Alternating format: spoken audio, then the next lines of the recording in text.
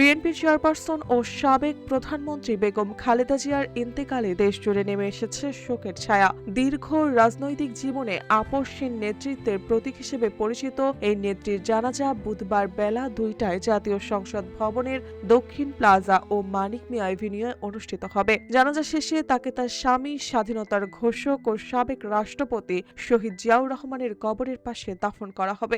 Cube হোল্ডিংসের গল্পে সেই রেখাটি আঁকা হয়েছিল আজ থেকে 1 যুগ আগে। নকশাই আমাদের ভাষা। Cube holdings limited.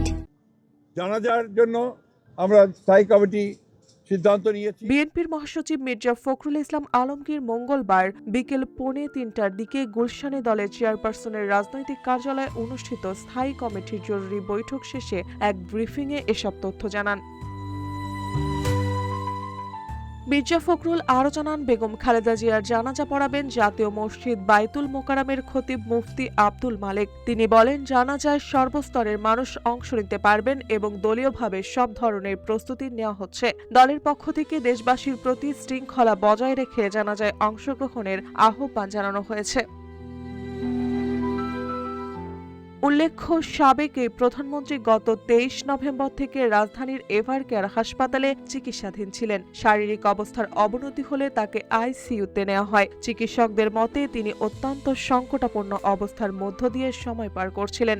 অবশেষে মঙ্গলবার ভোর 6টায় চিকিৎসকরা তাকে মৃত ঘোষণা করেন। মৃত্যুকালে তার বয়স হয়েছিল 80 বছর।